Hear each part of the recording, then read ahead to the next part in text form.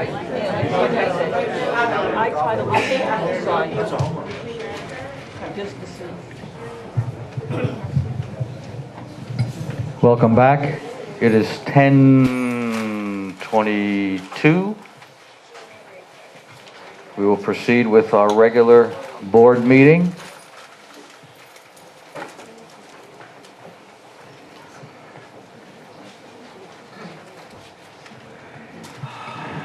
We have a quorum.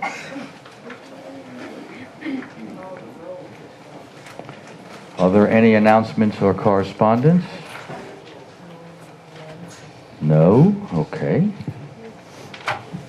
Didn't we have some requests about open records and also about comments about the historical marker? We had letters, but they were addressed to the board's agent, Mrs. Stevens, not to the board. Okay. Has everybody read the minutes from the last meeting?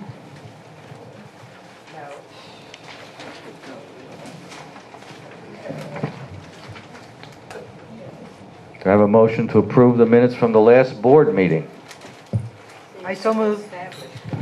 Do I? Any discussion? All in favor? Wait a minute, I got a discussion. The minutes I have has Jody mentioned as a director, Director of Operations. but it says Director Stevens. And I think it might have, should have read Director Hagan, but I'm not sure.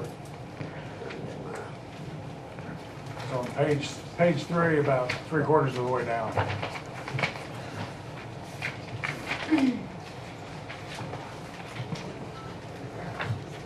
Says Director. Oh, Director Stevens. Okay, it should be Direct DO. How's that? Okay? Okay.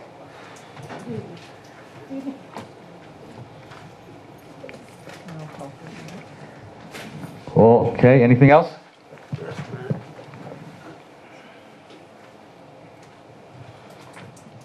Is it page 3? So Yeah, page 3.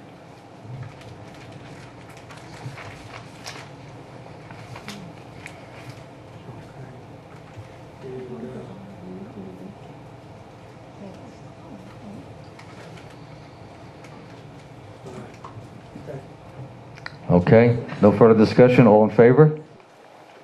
Raise your hand. All vote unanimously. Motion passes, or the minutes pass.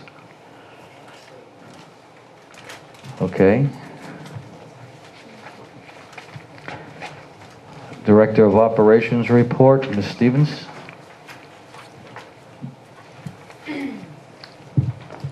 Since we're running short on time, I would like, this is a very important piece of some information. So I'm going to ask Rihanna Hay to just shed some light on member services and how the whole department really works, and kind of catch you up to speed of things that have been fixed and things that she's been working on. Here's Rihanna Hay.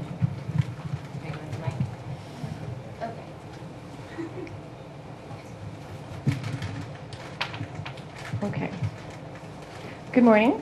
My name is Rihanna Hay, and I am Member Services for Fort Clark Springs Association. I'm hoping to share the knowledge I have learned over the last year and a half to you, the members, and I'm hoping to help out with a miscommunicating or lack of. First of all, I moved here February 2010, and from the moment I drove across the bridge, I was in awe of this beautiful place. What I'm hoping for is that everyone can try and remember that moment for themselves. Before the salespeople, before the rumors, just that moment you enter the fort for the first time. We still have this beautiful place, and I hope after I show you where this place was, is, and maybe going to be, some or a lot of the tension will fade away. After speaking with lots of members, past and present, I have quite the picture of what this place was like in the 70s through the 90s. It was a sale of awesome recreation.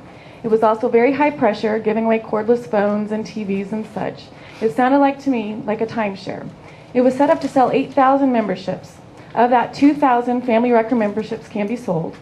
Memberships that were attached to property that had access to sewage and water could be built on when you are ready. Charter memberships, which are memberships that you have the option to turn in and opt up on a performing lot. Then have 6 months to build your residence as per the regulations to that particular unit. Then there's the sale of non-performing lots. These are the lots you see in yellow. Non-performing means these lots will never have water or sewage, will never be able to be built on. They sold 4,504 of these lots. Why would anybody want to buy a lot you could not build with anything on? This is where the high pressure came in. It sounded like this. People would come in, be shown a lot, I think just one lot, over by the bridge in Unit 1. The salespeople would tell them, this place is going to really boom. But to not commit yourself on one particular lot, you might just want to invest while these prices stay low and buy into the association now, and when ready to move or retire, come back and find the perfect place to live and build. You can pay for your lot now or over the next 10 years and then turn this non-performing lot into a performing lot and build within 6 months, all with just a transfer fee and hookup fees to water and sewage. So with that many memberships, you can afford to offer a lot of recreation. You can even host parties, hire out security with real law enforcement ability. They were able to give a lot to the members with that kind of money rolling in. Then, effective September 1st, 1999, the Colonias Act. Any subdivision with 2 or more residential lots outside city limits within 50 miles of the Texas-Mexico border cannot sell lots that do not have water and sewage available. So starting September 1st, 1999 was the beginning of losing over half our memberships. So from 8,000, the potential is now 3,496. Now we still have these charter memberships and non-performing lots. The association can honor these, but we cannot sell them, and neither can realtors.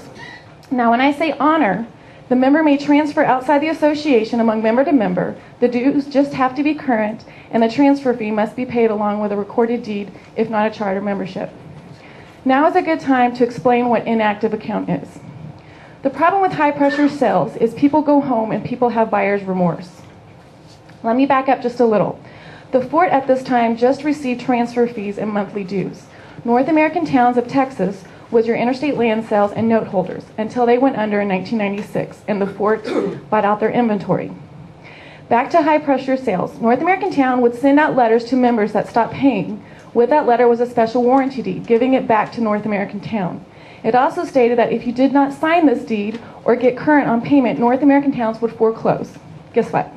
They never foreclosed. And not only that, but North American Town would pay the property tax on this. So when the buyout happened between 96 and 97, Fort Clark Springs should have gotten real estate legal counsel, and they should have done a major sheriff sale and dissolved the bulk of the non-performing lots. That did not happen, and taxes began to stack up. So in 2007, the association talked Kinney County Appraisal District into returning the taxes back to the recorded owners. It had been 10 years. Now, Appraisal District has some responsibility in this also. They should have never transferred the taxes to North American Towns without a deed or a deed in lieu of foreclosure. This brings me to inactive. These accounts should be written off as bad debt. I cannot write them off because I do not have the deed. We would have to foreclose. The association would have to pay the back taxes or make a deal with the tax office, school, MUD, underground water district. Not saying this can't still happen, but it's going to be very time consuming, and I'm a two-man band with the help of Renee. So slowly we are cleaning these up as people call or when the tax office forecloses on them. But we are looking at a pace of 80 a year. I still have 1,786 of these non-performing lots to get back before I can dissolve the plat. So it looks like legislation has changed our ability to sell recreation. So what is there now? We have the sale of affordable living. We have a great place to come and learn and even see history. We have the 3rd largest spring-fed pool in Texas. We have an RV park, 18-hole golf course, and a restaurant on the grounds.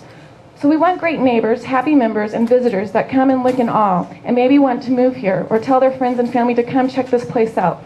Where do we start? We start with ourselves. Check our motive before we do or speak. Make sure if you are fighting for something, you know what that something is. And it can be accomplished, and don't make it personal. Don't do something just because you don't like somebody. That is not good motive. Responsibility of press. Letter to the editors have rules and policy to follow. Cannot be over 350 words, no name calling, and no gratuitous abuse, meaning unnecessary abuse. Telling someone to eat a chocolate pie made of poop is unnecessary abuse.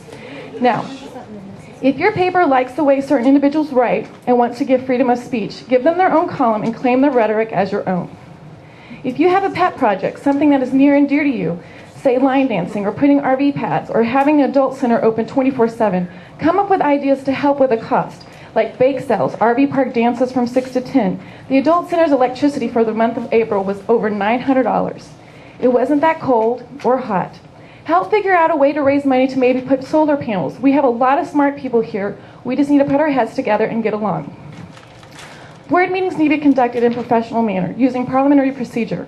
I saw an individual storm to the front of the members to address the board and address that she did not receive emails.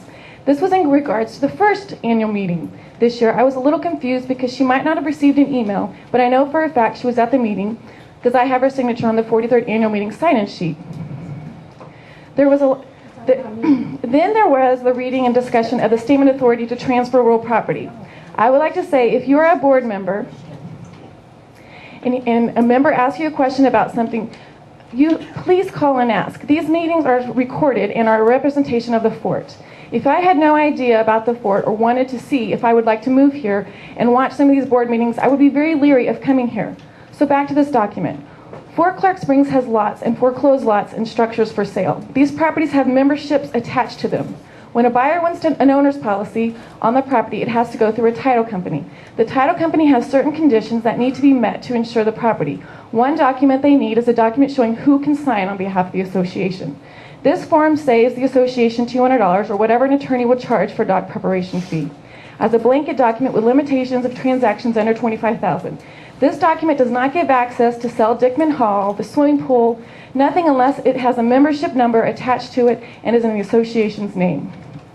Now, the last meeting jumped ahead about foreclosures. This board, as per Texas homeowners law, or whatever we got to do, needs to appoint a trustee to exercise the power of sale. The last example we have as a board appointing was in 2011. In the minutes, order under discussion, consideration, appointment of trustee for foreclosure, Bill Hahn moved to appoint Rod Stewart, Director of Operations, as trustee to act on behalf of the associations as it relates to foreclosures. The motion was seconded and carried with all voting in favor. Hattie Burless stated that the trustee had to be the registered agent for the association. So with that said, this discussion and appointment needs to be put on an agenda so the association can start cleaning up some lots around here. I would like to close with some food for thought and modify a famous quote by President Kennedy. Ask not what your association can do for you, but what you can do for your association. None of us can take this place with us when we die, but the time you were here, did you help or did you hurt? When you walk into a room, do you notice people coming towards you to seek your wisdom, or do you notice people looking for the exit? How sad it would be to me to know this place is better off now that I am gone.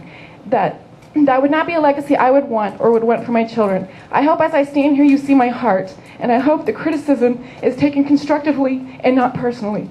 Fort Clark Springs is a gym, and we all have good in us. We just need everyone to see that side. Thank you for your time.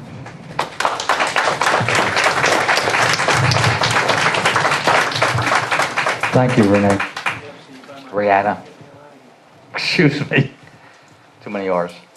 In reference to Ms. Hayes' letter, that cleaning up of the lot sales is something I wish to start when I first got on the board, and we're testing on doing it, but it's really a big rock around the fort's neck. That's something we have to work on diligently to be able to get control of the fort. You know, to be able to get control of the property, to turn it into green space, to use it for anything, and all that bad debt that we're carrying around with it is a rock around their neck. I mean, we've just got to get rid of it somehow. I'm not sure how you can write it all off and just get rid of the deeds, but there has to be a legal procedure to do it. And I'm sure it's not fast, but we really have to endeavor to work on that. Well, I think part of what Rihanna is doing is exactly that. And, you know, it's kind of stuff that she's sitting in a cubbyhole office working on that we don't see, but it's appreciated. Okay. Committee and organization reports. Architectural? Oh, we got two. Go ahead, Glenn. Okay, we had, You the man. we had 9 requests for building permits. We tabled one for lack of evidence, lack of information. We approved it. We had one that we outright denied because it was illegal, what they wanted to do. We had 2 extensions on permits that had run out and they requested an extension. We sent out one letter advising the person that they were about to run out. 10th. Thank you, sir. Golf. There was not a quorum, so there was not a meeting. Thank you. Preservation. I think Garland is on an emergency bereavement leave. Community Council.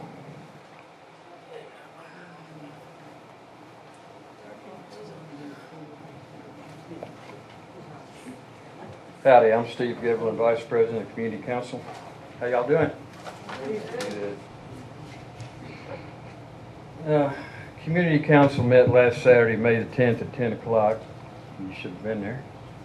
We had a lively discussion with respect for other people's opinions, and some people's opinions got changed after they looked at other people's opinions and thought about it, and then added some comments of their own.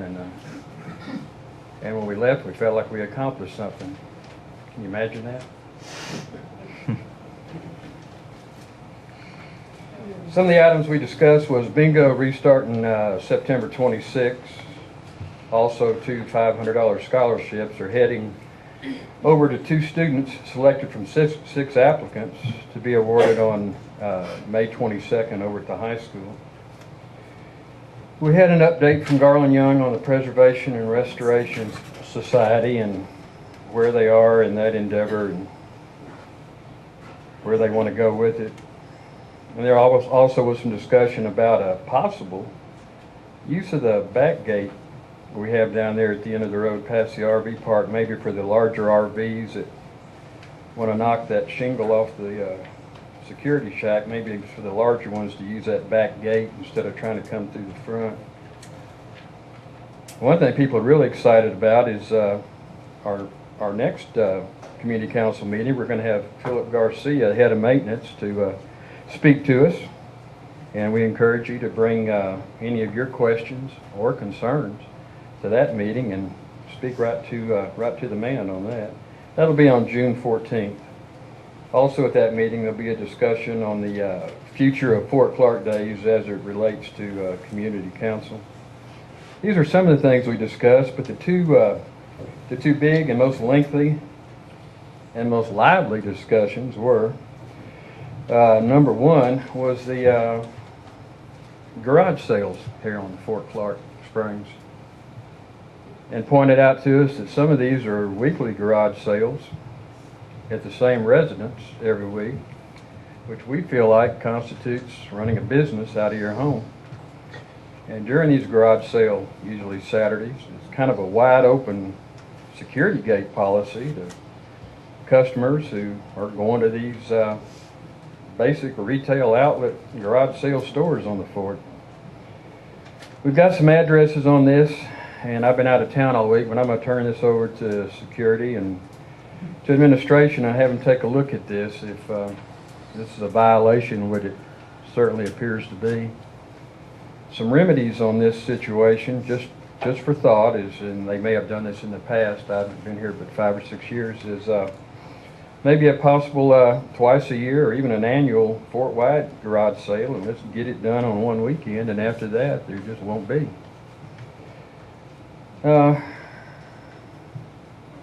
And we'd also like to get a ruling from now bylaws, HOA, XYZ, whoever's in control now on how often a resident can have a garage sale. Maybe it says they can have one every week. I just don't know. Second topic, community council members who were present at that meeting had a very, very strong concern on the lack of a 5th member of this board of directors. Our suggestion on that, we're asking the directors to reopen the interview process to find a 5th board member. This was before I heard from the lawyer this morning, if this applies. If it doesn't, let's go with what does apply. We feel like we need that 5th member. See, from where we're sitting out there, it looks so incomplete here. And we know that somewhere the best interests of the fort have been put back on the back burner, and we want to see it, brought to the fore. See, this is a board of directors meeting we're sitting in right now. The community meeting is on the second Saturday of every month at 10 o'clock, where everybody in the room is a board of director. And our job is to take those concerns, which we've been doing, to where it needs to go, whether it be administration, board of directors, director of operations, people in the office up here, security. We don't always get the answer we want, but we feel like we're doing our job. We took the collective voice of those who were there on that Saturday morning, who spoke for the community as best we know because they were present at the meeting, and we took the concerns where it needed to go. That's our board of directors meetings there. Rihanna's right. I drive up here. I live on the last house on the block, literally. And I got to drive through the whole fort on the way up here to this, and this is a beautiful place. I agree. And I'd like to think that and give everybody the benefit of the doubt that the best interests of the fort, I think, are number one in our hearts here. I really do. I just not going to believe otherwise. And I know we go left and right sometimes away from that main purpose. But I think we do want to see this stay the beautiful place it's always been. I wish I'd have found it many, many years ago. I truly do. And I look around this room, I know some of you guys were in some strong positions in some very big companies, including myself, and we're talking about a $2 million budget that we seem to have trouble with. There's companies represented in this room. $2 million was the budget for the office supplies. I know that. So I just can't believe that we can't put our collective heads, and God, there's some smart people in this room, and some captains of industry and retired military that are used to making some big, big decisions. And I like to see us all put our heads together and come up with the best interests of this sport. Maybe we're too smart. Maybe you're too smart. I know I'm not. But I still believe it can be done. Thank you for your time, and hopefully we'll see you next month, and we'll have some more lively discussions with respect to other people's opinions and wide open minds. Thank you. Thank you, Steve. Appreciate it. Recycling, this past week we sent out 24 Gaylords, and we already had 5 we had to keep back because of what we were allowed to put in the truck. So recycling is going good. So again, like I've always said before, bring us your junk, trash, so we can keep, and recycling, whether it makes money or not, is keeping the landfill from being filled up, and we have to make new ones all the time. Okay. I would like to interject something there with Steve's comment about the budgets and the amount of people we have on this fort that have controlled budgets that the office supplies were $2 million. I mean, it's not, there's a lot of very skilled people on this fort. And early on, I proposed that we have some steering committees, whatever you want to call them, to assist the board and things like that. Groups of concerned individuals on the fort that have expertise and abilities in different areas, advertising, budgetary, whatever it happens to be. A lot of people here have a lot of skills they spent 30 or 40 years developing in industry that collectively would be a great asset to the fort. And then on the budget, I have some questions on the, we still don't have a year to date or comparison to last year's budget numbers. We were told that was going to happen at some point in time. Is that still?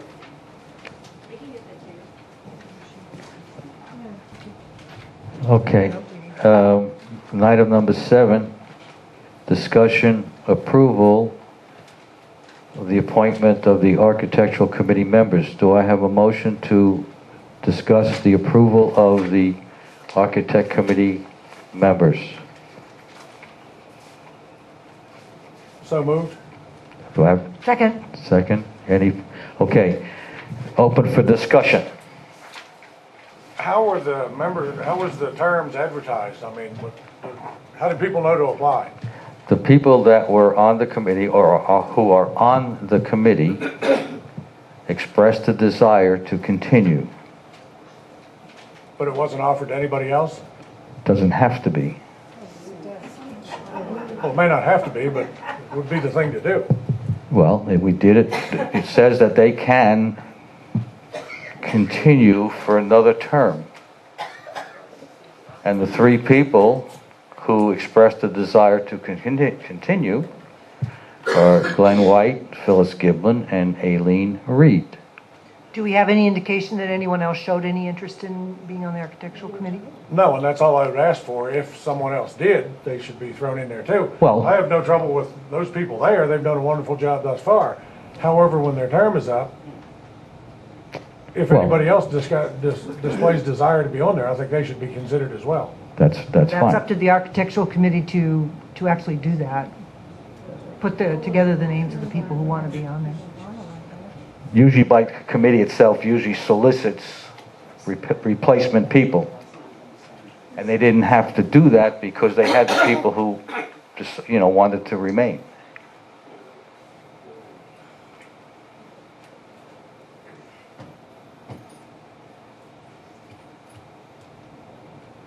I think it would, I think it would only be fair to solicit other people if they were interested. If they're not, that's great. Well, but we didn't have a need to replace anybody because the board was going to remain. It's just that they have to be approved by year. I don't think that's fair to the membership. There may not be anybody else that desires to be on there either. We may be fortunate that these